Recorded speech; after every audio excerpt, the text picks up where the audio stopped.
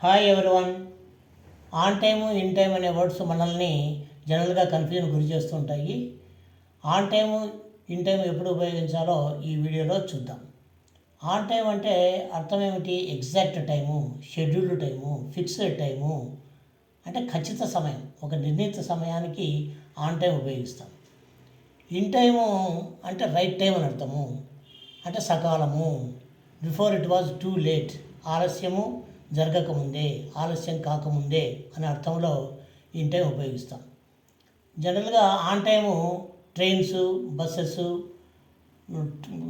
Flights, offices, schools, అలాగే official programmes, colleges ఇలాంటి వాటికి ఆన్ టైం జనరల్గా ఉపయోగిస్తాం. అవి గుర్తుపెట్టుకోవాలి బ్లాంక్స్ చేసే ముందు. Fill in the blanks. ఇప్పుడు ఈ బ్లాంక్స్ని ఆన్ టైం లేదా ఇన్ టైంతో ఫిలప్ చేద్దాం. Number 1. Suryakumar scored a brilliant 84 runs blank to save India from losing to the USA. USA చేతిలో ఇండియా ఓడిపోకుండా ఉండడానికి సూర్యకుమార్ అద్భుతమైన ఇన్నింగ్స్ 84 రన్స్ చేశాడని మనకు తెలుసు. మరి 84 రన్స్ రైట్ టైంలో చేశాడా, ఎగ్జాక్ట్ టైంలో చేశాడా? రైట్ టైంలో చేశాడు. అంటే కాబట్టి right time means in time అని అర్థం. So answer is in time. Next, the doctor arrived blank to save the patient.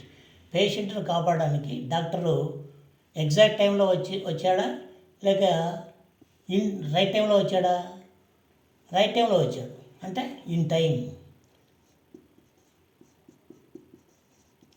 In టైంలో వచ్చినాడు కాబట్టి పేషెంట్ను కాపాడాడు అని అర్థం.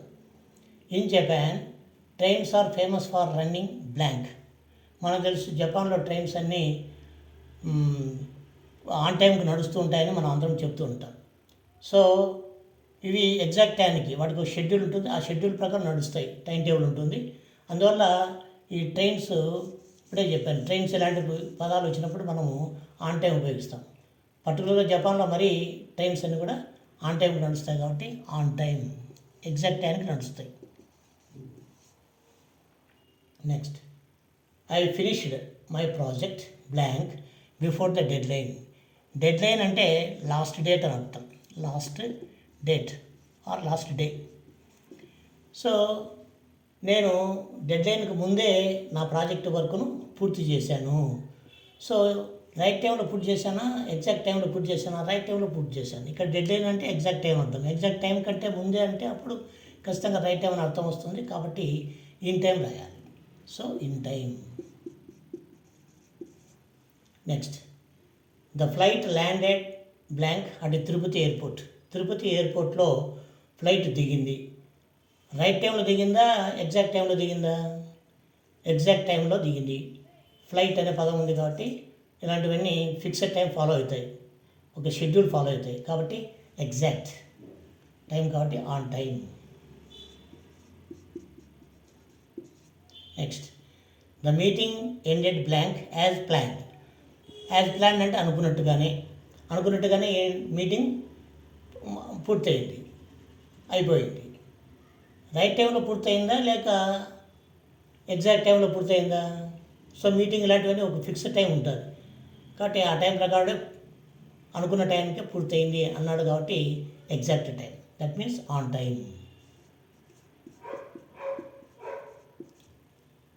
Next, we reached the cinema just to see the previews. Movie start కాకముందు previews వస్తూ ఉంటాయి కదా, ఆ ప్రివ్యూస్ చూడాలంటే మనం ఏం చేయాలి?